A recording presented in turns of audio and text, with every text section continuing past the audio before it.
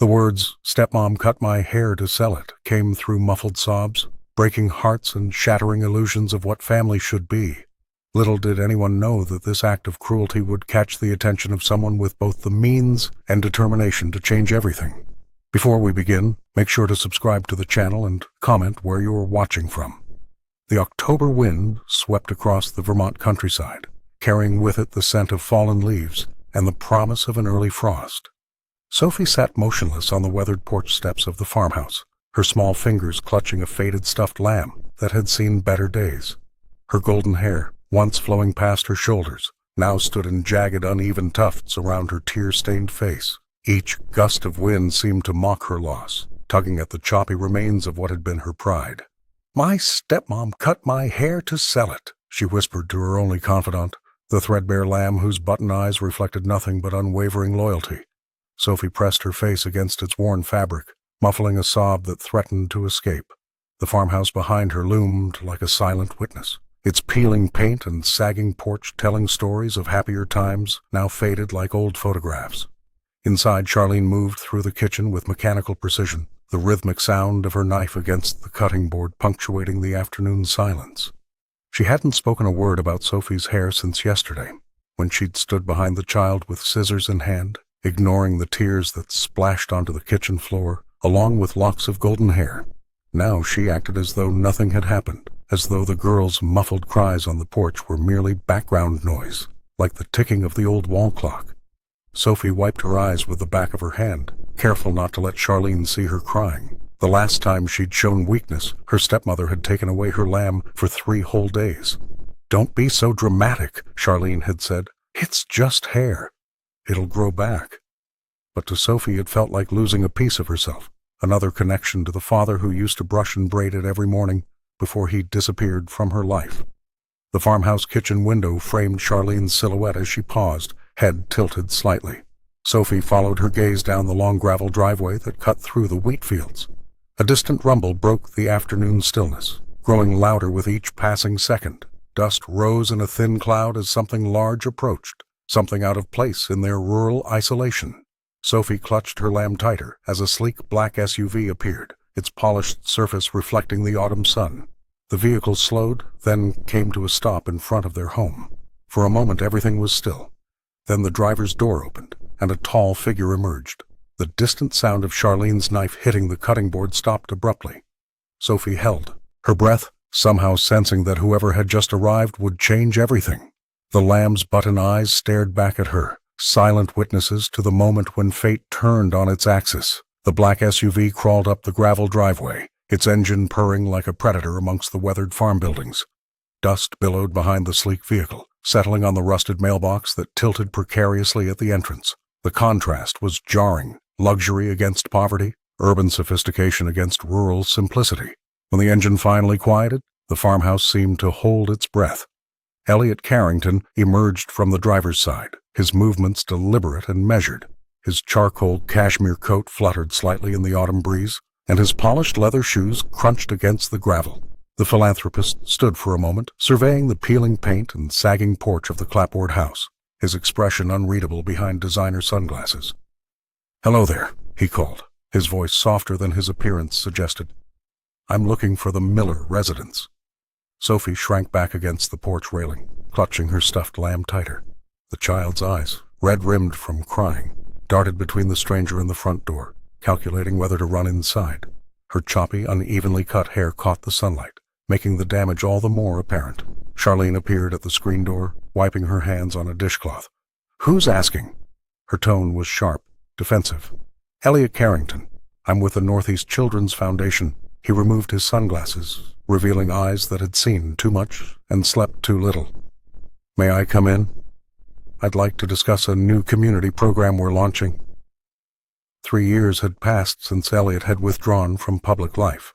The collapse of his foster care initiative had left 28 children displaced and his reputation in tatters. The foundation had survived, but he had retreated to the shadows, funding projects anonymously while avoiding cameras and interviews. Now, as he climbed the creaking porch steps, his gaze fell on Sophie. The millionaire froze mid-step. Something in the girl's posture, the way she hunched her shoulders, how her fingers twisted anxiously in the lamb's matted fur. Struck a chord deep within him, but it was her hair that truly captured his attention. Once beautiful golden locks reduced to jagged, uneven tufts. "What happened to your hair, sweetheart?" he asked gently. Before Sophie could answer, Charlene stepped between them. "She got gum in it. Had to cut it out." Her smile didn't reach her eyes. "Kids, you know. Always getting into something." Elliot nodded politely, but his jaw tightened. He recognized the lie.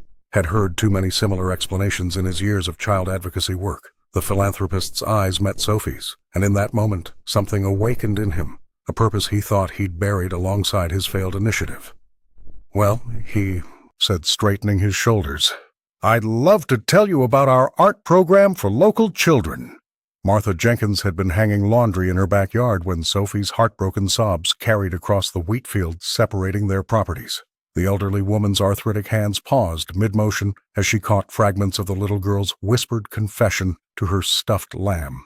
That evening, her fingers trembled with indignation as she typed an anonymous post to the Vermont Valley Neighbors Facebook group. A child on Oak Ridge Road had her beautiful hair cut off by her stepmother to sell it. The poor thing was sobbing her heart out. Something needs to be done. By morning, the post had garnered over 200 comments.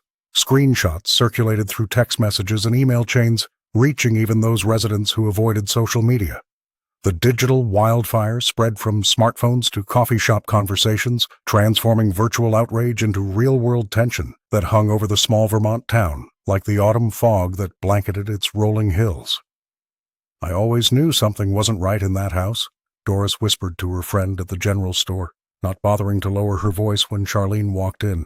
The stepmother kept her eyes fixed straight ahead, her shopping basket clutched tightly against her chest as murmurs followed her down the aisles.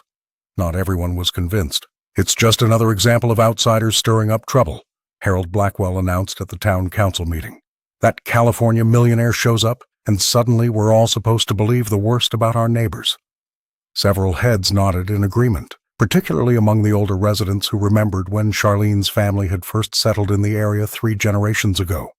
The division deepened at the elementary school, where teachers exchanged concerned glances whenever Sophie walked past with her jagged haircut.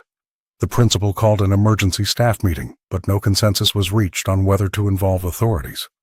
Mrs. Harrow, the school counselor, dismissed the concerns as overblown social media drama and reminded everyone that family matters should remain private.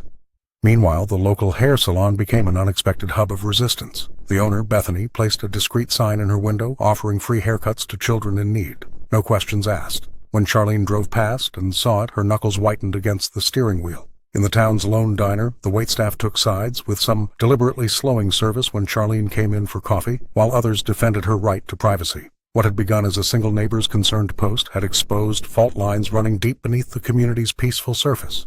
No one remained untouched by the ripples of Sophie's pain, not even those who tried hardest to look away. Elliot Carrington stood on the steps of the town hall, cameras flashing, as he announced the launch of his new children's art initiative. His voice, unused to public speaking after years of seclusion, carried across the small crowd of reporters and curious locals. "The weekend art camp at my estate will be open to all children in the community," he explained, his gaze finding Sophie in the audience. "Art saved me once. Perhaps it can help others find their voice." The philanthropist had carefully planned this moment, knowing a private invitation would raise suspicions. By framing it as a community program, he created a legitimate reason to bring Sophie into his sphere of protection. The local newspaper reporter scribbled notes furiously, while townspeople exchanged glances, their whispers creating a soft undercurrent beneath his words. Sophie stood at the edge of the crowd, clutching her stuffed lamb. When Elliot mentioned painting and sculpture classes, her eyes widened with a spark that had been absent for months. The child's fingers twitched slightly, as if already holding an imaginary paintbrush. For the first time since her hair had been cut, something resembling hope crossed her face. "I've never painted before," she whispered to Mrs. Harrow, who had brought her to the announcement after school. The counselor, still stinging from criticism over her previous dismissal of Sophie's situation, smiled encouragingly. "Perhaps you should try. It might be good for you." Later that evening, Charlene paced the farmhouse kitchen, the newspaper crumpled in her fist. "Who does he think he is?" she hissed, slamming her palm against the counter. "Some rich man swooping in to play hero?" Sophie sat silently at the table, pushing food around her plate, careful not to make eye contact with her stepmother. "You're not going," Charlene declared, her voice cutting through the silence. "I'll file a restraining order if I have to. He's exploiting you, using a little girl for publicity to resurrect his reputation." When Sophie didn't respond, her stepmother leaned across the table. "Do you understand me? That man doesn't care about you. Nobody does." The next morning, Elliot received a formal letter threatening legal action if he continued to harass and manipulate Charlene's stepdaughter. He placed it carefully in a folder marked Sophie, alongside the hairbroker's receipt and photographs of the child's uneven haircut. "She's scared," Raymond observed, reviewing the letter. "People get dangerous when they're cornered." Elliot nodded, gazing out the window of his study toward the distant farmhouse. "So do I," he replied quietly. The battle lines were drawn, and both sides knew this was just the beginning. Sophie sat cross-legged on the polished hardwood floor of Elliot Carrington's sunlit studio, her small fingers gripping a paintbrush with surprising determination. For the first time since her father's disappearance, she felt safe enough to let her guard down. The Millionaire had converted an entire wing of his Vermont estate into an art space just for her weekend visit, with canvases of all sizes propped against the walls and jars of vibrant paints arranged on low tables.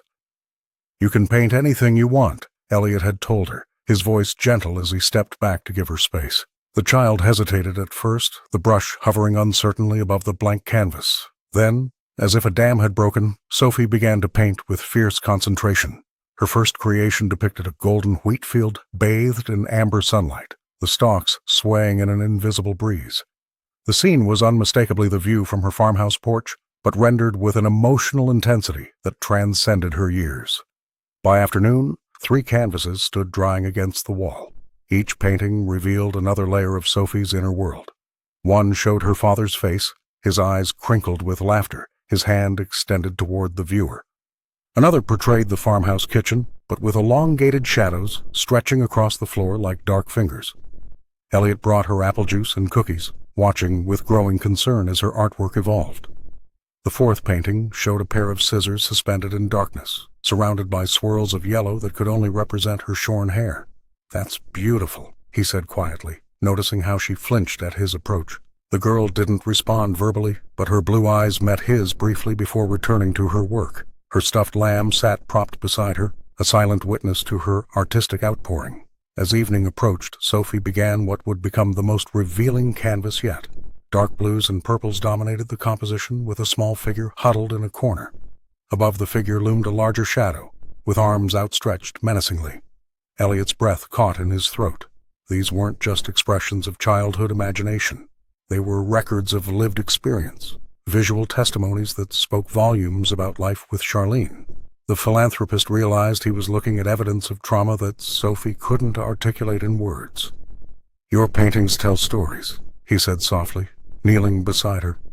"Important ones." Sophie nodded, adding a tiny splash of yellow to the corner of the dark canvas, a small but defiant spark of hope amid the shadows. The art had become a language between them, one that bypassed the need for words. Through her brushstrokes, Sophie was finally being heard, and Elliot was beginning to understand just how much remained hidden beneath the surface of her silence. Elliot Carrington's black SUV pulled up to a nondescript building on the outskirts of town. The address had been scribbled on a receipt found in Charlene's discarded purse, a discovery that had led him down this disturbing rabbit hole.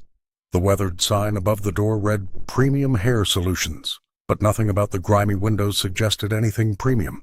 Inside, the philanthropist was greeted by walls lined with glass, cases displaying locks of hair in various shades and lengths. The sight made his stomach turn. Behind a cluttered desk sat Morris Deaver, a balding man with nicotine-stained fingers who barely looked up from his ledger. "I'm inquiring about a recent transaction," Elliot said, placing a photograph of Sophie on the desk. "Golden hair, about 8 inches, sold approximately 2 weeks ago." The broker's eyes narrowed with recognition before he shrugged dismissively. "Client, confidentiality. Can't help you." When Elliot placed $500 on the desk, Morris's tune changed. He pulled out a worn notebook and flipped through the pages. "Yeah, I remember. Nice quality. Paid $200 cash to the woman who brought it in. Unusual cut, though, all choppy. Had to discount it." Elliot's jaw tightened. $200. That's what Sophie's dignity was worth to Charlene. As he pressed further, the businessman revealed more disturbing details. This wasn't an isolated incident. Several children from low-income families in the area had donated hair over the past year. The broker's records showed multiple transactions with Charlene's name, suggesting Sophie's haircut wasn't the first. "It's all legal," Morris insisted, shifting uncomfortably. "We supply high-end wig makers. Nothing wrong with that." But Elliot noticed discrepancies in the paperwork. Missing consent forms, inconsistent pricing, cash-only transactions. He took photos with his smartphone before leaving, the weight of what he'd discovered sitting heavy on his shoulders. By evening, Elliot had shared his findings with local authorities. The news spread quickly through the small Vermont town. Parents began checking their children's school photos, noticing patterns of suddenly shortened hair among classmates from struggling families.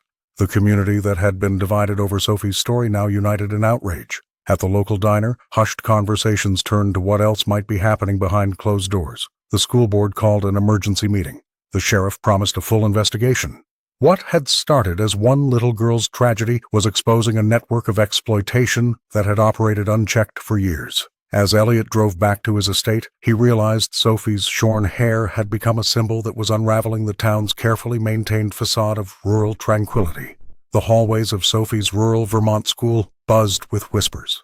Mrs. Harrow sat stiffly behind her desk, fingers trembling as she scrolled through the comment section of the now viral Facebook post. The school counselor's face had grown increasingly pale with each accusation that she had ignored a child in need.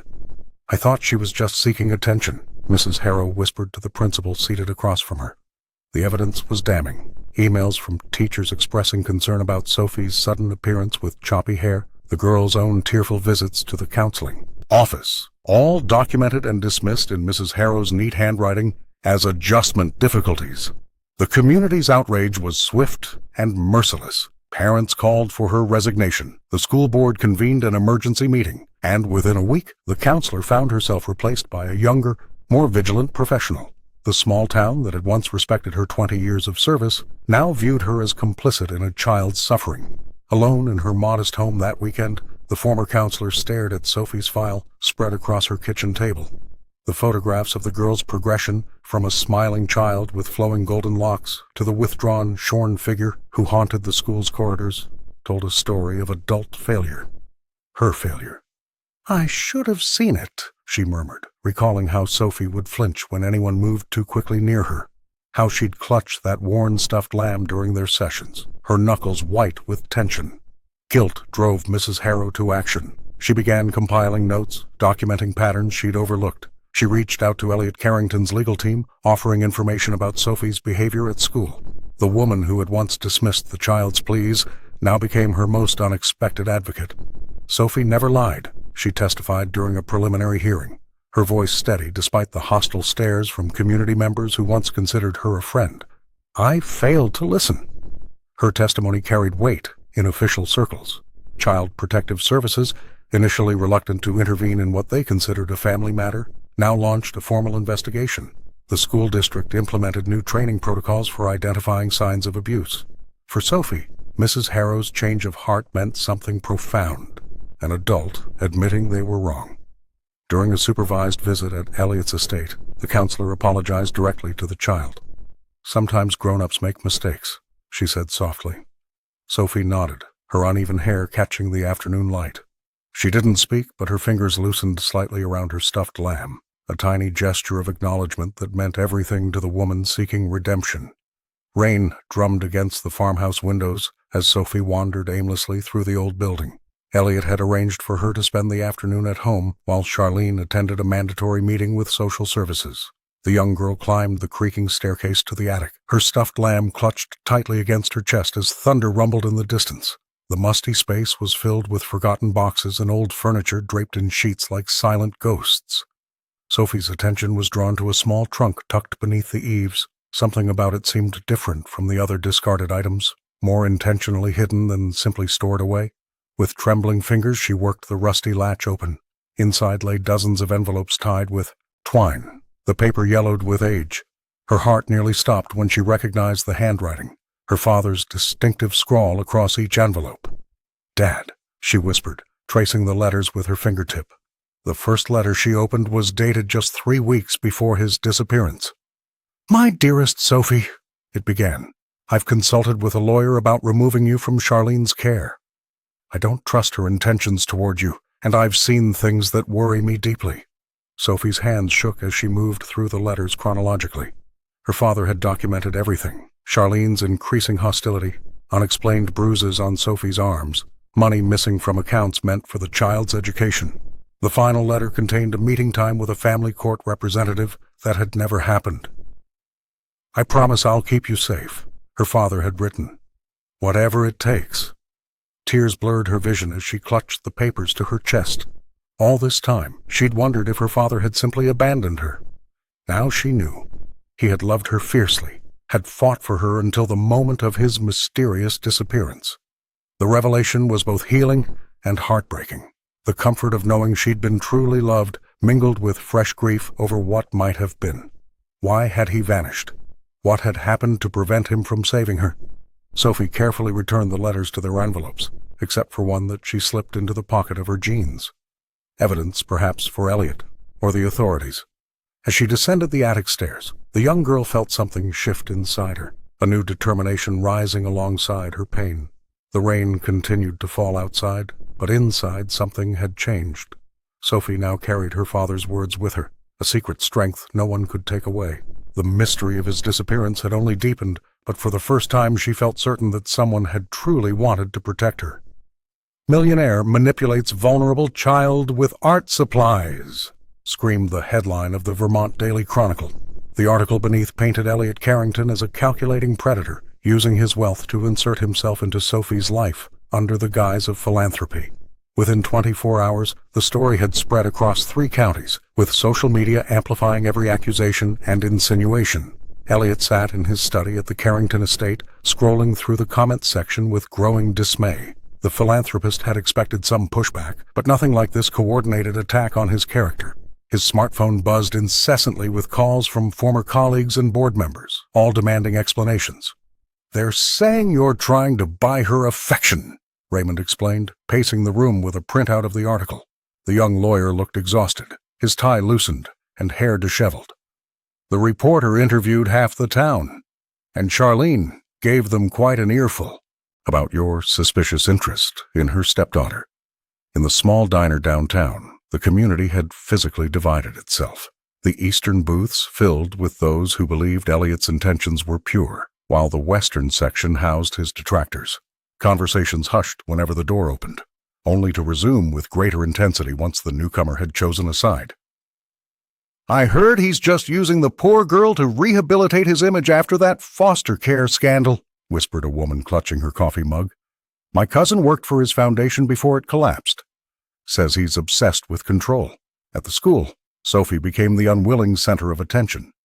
Children whispered as she passed, and teachers exchanged meaningful glances. Mrs. Harrow, now fighting for her professional reputation, called Sophie into her office. "Is Mr. Carrington making you do anything you don't want to do?" the counselor asked, her voice gentle but probing. Sophie shook her head, clutching her stuffed lamb tighter. "He just lets me paint," she answered softly. "Nobody ever let me do that before." Back at the estate, Elliot drafted and discarded statement after statement. Each attempt to defend himself sounded hollow, even to his own ears. The guilt he carried from his foundation's failure made every accusation sting with a ring of partial truth. "Maybe they're right," he told Raymond, staring out at the Vermont landscape. "Maybe I am trying to redeem myself through her. Does that make what you're doing for Sophie wrong?" Raymond countered. Elliot had no answer. As evening fell, he received word that several sponsors had pulled out of the upcoming art center funding.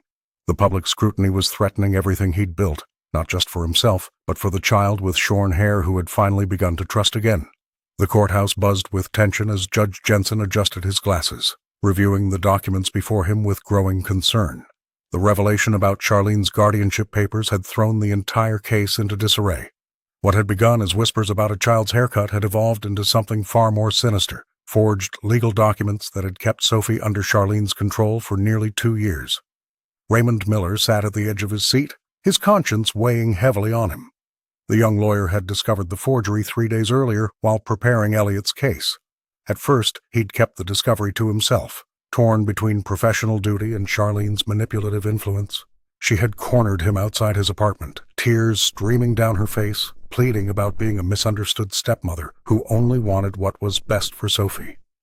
"The signatures don't match," Raymond finally announced to the courtroom, his voice steadier than his hands. "Sophie's father never signed these papers granting Charlene guardianship. The notary stamp is from an office that closed 4 years ago." Elliot Carrington watched from across the room, his face a careful mask, hiding the storm of emotions beneath. The philanthropist had suspected something was wrong with the paperwork, but the confirmation still hit him like a physical blow. His eyes drifted to Sophie, who sat small and silent beside her court-appointed advocate, clutching her stuffed lamb. Judge Jensen, known throughout Vermont for his by-the-book approach and traditional values, removed his glasses with deliberate slowness. "This court takes allegations of forgery extremely seriously," he announced, his voice echoing through the suddenly silent room. Charlene's attorney attempted damage control, suggesting clerical errors rather than intentional fraud, but the evidence mounted against her. Bank records showed suspicious transfers coinciding with Sophie's father's disappearance. The timeline of events painted a disturbing picture of opportunism and exploitation. "We request immediate temporary custody be granted to Mr. Carrington while this matter is fully investigated," Elliot's lead attorney stated firmly. "The child's welfare must be our primary concern." The judge nodded gravely. "I'm inclined to agree, pending home evaluation and further investigation." Charlene stood abruptly, her face contorted with rage. "He's buying his way into this." "Sophie belongs with me. I'm the only mother she's known for years." As bailiffs moved to calm the situation, Sophie's eyes met Elliot's across the chaotic courtroom. For the first time since he'd met her on that windswept porch, he saw something new in her expression. Hope. Outside the courthouse, snow began to fall, covering the small Vermont town in a blanket of white. The battle for Sophie's future had only just begun, with allies and enemies positioning themselves for what promised to be a bitter fight. The day before the custody hearing, a taxi pulled up to the courthouse steps. From it emerged a slender woman with copper hair and Sophie's unmistakable green eyes. Lena Montgomery strode into the clerk's office with purpose, manila envelope clutched tightly in her gloved hands. "I'm Sophie's maternal aunt," she announced to the startled court officials, presenting birth certificates and family photographs that seemed to validate her claim. "I've been searching for my niece since my sister's death." News of the mysterious relative spread through town with lightning speed. At the Carrington estate, Elliot paced his study, phone pressed to his ear as Raymond detailed this unexpected development. "She's demanding immediate visitation and filing for permanent guardianship," the young lawyer explained, his voice strained. "Her documentation appears legitimate, but something feels off." Sophie sat cross-legged on her bed at Elliot's guest house, sketching furiously in her art journal. The child hadn't spoken much since learning about her supposed aunt. When Elliot gently asked what she was thinking, she simply shrugged. "I don't remember any Aunt Lena," she whispered, her fingers tracing the outline of a family she'd drawn, one that didn't include this new stranger. Judge Jensen ordered a supervised meeting at the courthouse. Sophie clutched her stuffed lamb as Lena approached, arms outstretched for an embrace the child couldn't bring herself to return. "You look just like your mother," Lena said, tears glistening. "I've been searching for you for so long." The woman spoke of family vacations Sophie couldn't recall, and shared stories about a mother she barely remembered. Each anecdote seemed perfectly crafted to establish legitimacy, yet something in her eyes made Elliot uneasy. That evening, Mrs. Harrow visited the estate. The former school counselor had become one of Sophie's strongest advocates since her professional awakening. "Sophie seems confused," she told Elliot. "She's drawing family trees with question marks where Lena should be." Charlene, meanwhile, saw opportunity in the chaos. She approached Lena outside the courthouse, their hushed conversation ending abruptly when Raymond walked past. The lawyer noticed how quickly they separated, filing the observation away. For Sophie, each adult now represented a different possible future. Elliot offered safety and understanding, her father remained a beloved mystery, Charlene represented familiar pain, and Lena, this new aunt, promised family connection she desperately craved but couldn't trust. As the hearing date loomed, Sophie added a new painting to her growing collection. A little girl standing at a crossroads, paths stretching in 4 different directions, each one leading toward a shadowy figure with outstretched hands. The courthouse buzzed with tension as Sophie's paintings were carried in, one by one, carefully mounted on foam boards for the judge to examine. What had begun as therapeutic art sessions at Elliot Carrington's estate had transformed into the most compelling evidence in the custody battle. Dr. Eleanor Wright, a child psychologist with 20 years of experience, stood before Judge Jensen, her glasses perched on the edge of her nose as she pointed to the first canvas. "This recurring dark figure here," the psychologist explained, "represents an adult presence Sophie associates with fear." Her finger traced the shadowy silhouette that loomed in the corner of multiple paintings. "Note how the child consistently portrays herself smaller when this figure appears." Charlene shifted uncomfortably in her seat, her cold eyes darting between the artwork and the judge. The stepmother's attorney objected, claiming the interpretations were speculative, but Judge Jensen overruled him with a stern glance. "And this recurring motif of scissors?" the judge asked, leaning forward to study a particularly disturbing image where giant blades hovered above a small golden-haired figure. "A clear representation of the trauma associated with the forced haircut," Dr. Wright responded. "Children often process their experiences symbolically when they lack the vocabulary to express complex emotions."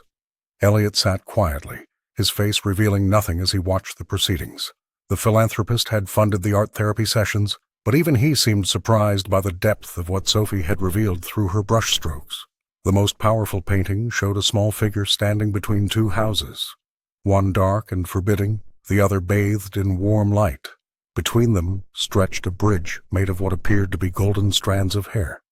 "Sophie is expressing her desire for transition," Dr. Wright explained, "from a place of fear to one of safety." Throughout the testimony, Sophie sat beside her court-appointed guardian, clutching her faded stuffed lamb. The child's eyes remained fixed on her artwork, as if seeing her own story from a new perspective. When Judge Jensen asked Sophie if she wanted to explain any of her paintings, the courtroom fell silent. For months, adults had spoken for her, about her, around her. Now, in this moment, her voice mattered most. "The dark house is where my hair got cut," she said softly. "The bright one is where I paint now. The bridge means I don't want to go back." Several community members in attendance wiped away tears. Even the court reporter paused momentarily, composing herself before continuing to type. Judge Jensen studied the child's face, then looked back at the paintings. "I believe," he said finally, "that these images speak more truth than many of the testimonies I've heard in this case." For the first time since the ordeal began, Sophie's silent suffering had found a voice, in vibrant colors and brave brushstrokes that no adult could dismiss. The letters trembled in Elliot Carrington's hands as he sat alone in his study, the evening shadows growing longer across the polished floor. What had begun as a simple review of evidence for the custody case had become something far more disturbing. The faded ink on yellowed paper revealed a connection he never anticipated. Sophie's father had reached out to him multiple times before his mysterious disappearance. "I need your help," one letter read. "Your foundation might be the only chance my daughter has." The words struck Elliot like physical blows. He remembered now.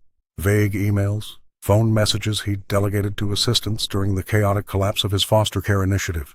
Had he unknowingly ignored the desperate pleas of a father trying to protect his child? The philanthropist poured himself a drink, his hand unsteady. Outside his window, the Vermont countryside was beautiful in its autumn glory, but he barely noticed. All he could see was Sophie's face, her uneven golden hair, and the trust she'd placed in him. Was he helping her out of compassion? Or was this all an unconscious attempt to atone for his failure? "I should have been there," he whispered to the empty room. The weight of this revelation pressed down on him, making each breath labored. He'd presented himself as Sophie's savior, but perhaps he was partly responsible for her suffering. If he'd answered those messages, could he have prevented years of Charlene's abuse? Sleep eluded him that night. Elliot paced his estate, haunted by questions without answers. His legal team waited for direction on the custody case, but how could he move forward without addressing this buried truth? The wealthy man who had seemed so certain now questioned his every motivation. By morning, his internal conflict had only sharpened. The millionaire sat at his desk, drafting and redrafting a letter to Judge Jensen. Should he disclose this connection? Would it undermine Sophie's case, or was keeping silent another betrayal? When his phone rang, Raymond's voice on the other end sounded concerned. "The hearing's in 3 days, Elliot. We need your final approval on the strategy." "I'll be there," he replied, his voice hollow. "But there's something I need to tell you first." As he hung up, Elliot gazed at a painting Sophie had created during her stay, a small figure standing between towering shadows. He wondered if his guilt had been visible to her all along, painted in broad strokes he'd been too blind to see. The man who had come to rescue a child now questioned whether he deserved to be part of her future at all. Charlene paced her kitchen floor, gnawing at her thumbnail as she stared at the custody paperwork. With each passing day, her control over Sophie and the monthly support checks slipped through her fingers like sand. The farmhouse walls seemed to close in around her as she plotted her next move. Desperate times, she whispered to herself, applying a fresh coat of lipstick in the cracked bathroom mirror. She knew Raymond was the weak link in Elliot Carrington's otherwise impenetrable legal team, young, ambitious, and susceptible to flattery. That evening she accidentally bumped into the lawyer at the local diner, her low-cut blouse and practiced vulnerability working their magic. 3 glasses of wine later, Raymond was sharing details about Elliot's strategy, past failures, and the timeline for the upcoming hearing. "You know," she said, tracing her finger along his wrist, "Sophie has always been troubled. Makes up stories for attention." Her voice dropped to a whisper. "Elliot's just using her to rebuild his reputation after that foster care scandal." Over the next week, damaging information about Elliot's past began appearing in local news outlets. Anonymous sources questioned his motives, suggesting he was exploiting Sophie's situation to rehabilitate his public image. The carefully crafted narrative painted him as a wealthy outsider, meddling in family matters he didn't understand. Judge Jensen, already skeptical of outside interference, began reconsidering the temporary custody arrangement. During a preliminary hearing, he openly questioned whether Elliot's involvement was in Sophie's best interest. "The child belongs with family," he stated firmly, glancing at Charlene, who sat with perfectly rehearsed concern etched across her face. But Raymond couldn't sleep. Each night Sophie's haunted eyes appeared in his dreams, silently accusing him.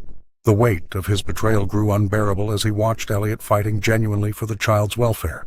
On the morning of the critical custody hearing, Raymond arrived early at the courthouse. His hands trembled as he approached Judge Jensen in his chambers. "Your Honor, I need to make a statement," he began, voice cracking. "I've been compromised. Charlene manipulated me into leaking confidential information." The young lawyer detailed their encounters, producing text messages and his own written confession. When the hearing commenced, the courtroom fell silent as Judge Jensen addressed the situation. "This court has been deliberately misled," he announced, his gaze boring into Charlene, who had gone deathly pale. "Mr. Carrington's temporary guardianship will continue pending further investigation into these serious allegations of witness tampering." As Charlene stormed out, Raymond caught Elliot's eye across the courtroom. The millionaire's nod of acknowledgement carried both forgiveness and respect.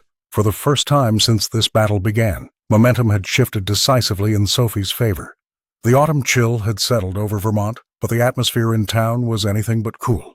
The local diner buzzed with heated conversations, neighbors leaning across tables to debate Elliot Carrington's role in what many now called the Sophie situation.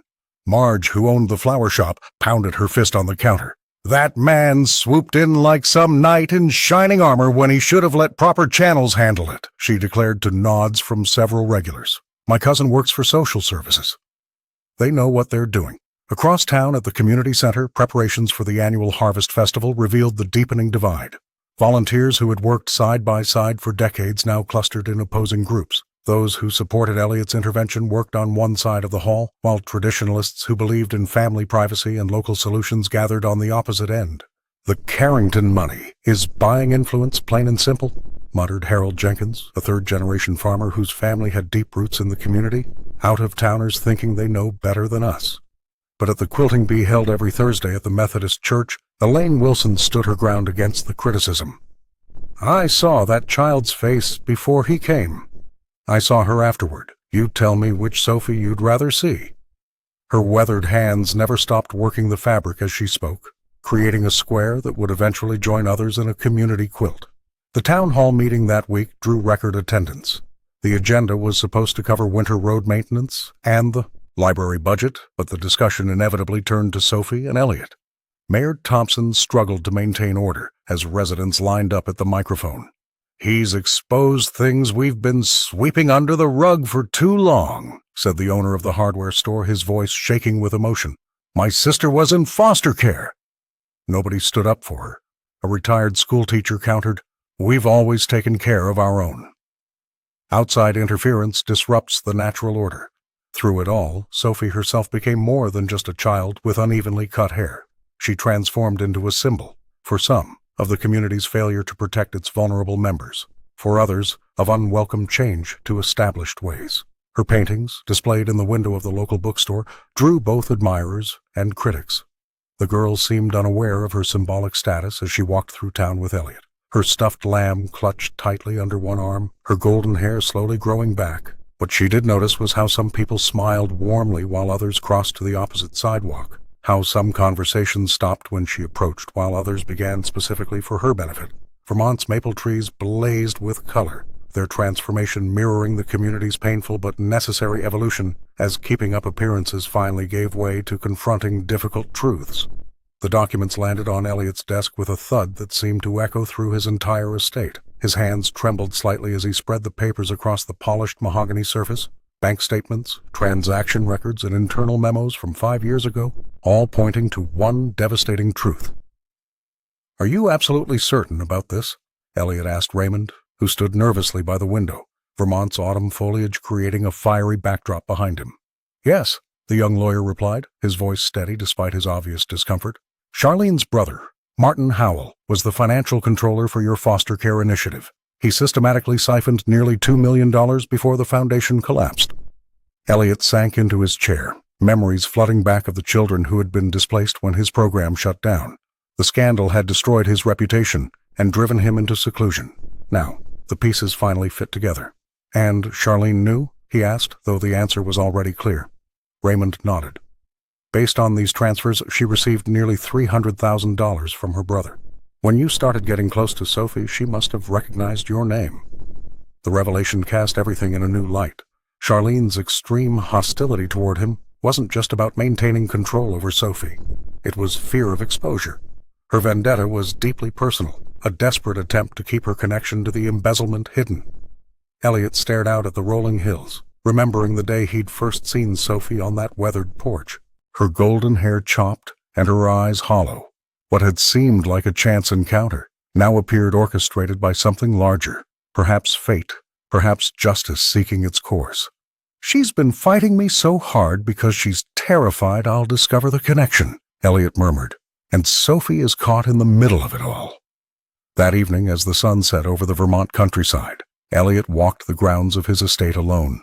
The weight of this knowledge pressed on him like a physical burden. This wasn't just about saving one child anymore. It was about confronting a system that had failed countless others. He thought of Sophie, currently staying with her alleged Aunt Lena while the courts deliberated. The girl's paintings hung in his study, raw, honest expressions of pain and hope that had touched something deep within him. "This was never just about you and me, was it?" he whispered to the darkening sky. "It's about all of them." Elliot pulled out his phone and dialed Judge Jensen's private number. The battle for Sophie had transformed into something far greater, a chance to expose the corruption that had destroyed his life's work and harmed so many children. As he waited for the judge to answer, Elliot knew with absolute certainty that this fight was one he could not afford to lose. The courtroom fell silent as Judge Jensen unfolded the document with trembling hands. "I have received information that requires immediate attention," he announced, his voice echoing through the chamber. "Thomas Miller, Sophie's biological father, previously presumed deceased, has been located alive." Gasps rippled through the gallery. Sophie's small frame went rigid beside Elliot, her fingers clutching her stuffed lamb so tightly her knuckles whitened. Elliot placed a protective hand on her shoulder, his own mind reeling with disbelief. Thomas had been discovered in a long-term care facility 3 counties away, the victim of a traumatic head injury sustained in what appeared to be a deliberate attack. For nearly 2 years, he had existed in a fog of amnesia and confusion, unable to communicate his identity or remember his daughter. "A nurse recognized him from the news coverage," explained the court-appointed investigator. "He began responding to therapy last month, speaking Sophie's name." Charlene's face drained of color as she slumped in her chair. The revelation demolished her carefully constructed narrative about Thomas abandoning his family. Her attorney whispered frantically in her ear, but the damage was irreparable. That afternoon, Elliot drove Sophie to the care facility in his black SUV. The philanthropist remained silent during the journey, wrestling with complicated emotions. While overjoyed for the child beside him, he couldn't help feeling a strange sense of loss. Their bond, forged through art and shared pain, would inevitably change. The facility smelled of antiseptic and artificial flowers. Sophie walked hesitantly down the corridor, her golden hair now growing back in uneven patches, catching the fluorescent light. When they reached room 23, she froze. Thomas sat in a wheelchair by the window, thinner than in the photographs, with new lines etched into his face. When he turned and saw Sophie, tears immediately welled in his eyes. "My little artist," he whispered, extending trembling fingers. Sophie approached cautiously, studying his face. Then recognition bloomed in her expression. "Daddy?" she whispered, before rushing into his arms. The reunion shifted everything. Judge Jensen ordered an immediate review of the custody arrangements, with medical experts evaluating Thomas's recovery timeline. The court appointed a special advocate to oversee Sophie's transition. During subsequent visits, Thomas's memory returned in fragments. He recalled writing letters warning about Charlene, planning to take Sophie away. He remembered a confrontation, then nothing until waking in the facility. For Elliot, watching father and daughter reconnect awakened both joy and uncertainty. His role was changing, but as he observed Sophie painting alongside Thomas one afternoon, their heads bent together in identical concentration, he realized something profound. Sometimes saving someone meant knowing when to step aside. Hope flickered not just for Sophie now, but for all three of them, as they navigated this unexpected second chance. The grand opening of the Sophie Anderson Art Center should have been a triumph. Banners fluttered in the spring breeze as residents of the small Vermont town gathered to celebrate. Elliot Carrington stood at the podium, his voice steady as he spoke about art's healing power. Sophie watched from the front row, her golden hair beginning to grow back, clutching her stuffed lamb for comfort. No one noticed when the young girl slipped away during the applause. The first wisps of smoke appeared 20 minutes later, curling from beneath the east wing door. Someone shouted, "Fire!" and chaos erupted. Parents grabbed children, volunteers rushed for fire extinguishers, and the wail of distant sirens cut through the panicked cries. "Where's Sophie?" Elliot's voice cracked with fear as he pushed through the crowd. The flames had already engulfed the children's gallery where her paintings were displayed. Firefighters arrived, ordering everyone back as they battled the blaze. When Charlene appeared at the edge of the gathering, whispers spread like wildfire. "She did this," someone muttered, "to get back at them all." The stepmother's face remained impassive, but her eyes darted nervously across the chaotic scene. Hours later, Sophie was found huddled behind the community center, her clothes smelling of smoke, her hands blackened. "I had to burn it," she whispered when Elliot knelt beside her. "The painting showed what he did to me." The truth emerged in fragments. One particular canvas, hidden behind others in the exhibition, contained dark shapes and shadowy figures that the child psychologist had never seen. Sophie had painted it in secret, depicting memories of abuse by Charlene's brother that she couldn't verbalize. "I didn't want everyone to see," the girl explained through tears. "It was too scary to look at anymore." That night, Elliot sat alone in his vehicle, hands trembling on the steering wheel. He'd been so focused on saving Sophie from her stepmother that he'd missed the deeper wounds. The philanthropist had created a showcase for her art without understanding that some pain wasn't ready for public display. The fire destroyed half the building but revealed something essential about trauma. It couldn't be rushed into the light. Recovery wouldn't follow the timeline of court dates or grand openings. Judge Jensen ordered a comprehensive evaluation for Sophie, while Raymond prepared documentation for additional charges against Charlene's family. The community, shocked by this revelation, finally began to understand the complexity of the situation. "We pushed too hard," Elliot admitted to Sophie's father during a hospital visit. "I wanted to fix everything at once." The older man, still weak but increasingly lucid, simply nodded. "Healing isn't linear," he whispered. "She'll need time." May arrived in Vermont with a gentle warmth that coaxed wildflowers from the soil and new leaves onto the trees. The town's annual spring fair transformed the fairgrounds into a kaleidoscope of color, sound, and movement, a stark contrast to the cold silence that had enveloped Sophie's world just months before. Sophie Morgan stood before her display, fingers nervously twisting the hem of her new blue dress. Her golden hair had begun to grow back, soft tufts now framing her face like a halo. The art journal she'd created from found objects, bits of wheat from the field, fragments of her father's letters, even a small tuft of wool from her beloved stuffed lamb, told her story more eloquently than words ever could. "I call it things that stay," she explained quietly to Elliot Carrington, who stood beside her with undisguised pride. The millionaire nodded, his usually serious face softened by a genuine smile. "It's perfect," he said simply, understanding the profound meaning behind her title. "Some things, despite being broken or lost, remained part of who you are." Mrs. Harrow approached with a small crowd of teachers and students. The school counselor, once dismissive of Sophie's troubles, now championed her artistic talent with evangelical fervor. "Everyone, this is the journal I was telling you about," she announced, gesturing toward Sophie's work with reverent hands. Around them, the fair pulsed with life. Children clutched cotton candy. Couples swayed to the local band's music, and the scent of caramel apples and fried dough hung sweetly in the air. Raymond waved from across the fairground, where he was helping Sophie's father navigate the crowds. In his wheelchair, the young lawyer had become a steadfast ally, his earlier betrayal forgiven in the wake of his courage. What struck Elliot most was how the townspeople, once bitterly divided over Sophie's case, now moved around her with collective protectiveness. Even Judge Jensen stopped by, his judicial severity momentarily abandoned as he praised her creativity. "You've changed this town," Elliot murmured to Sophie as another group approached her display.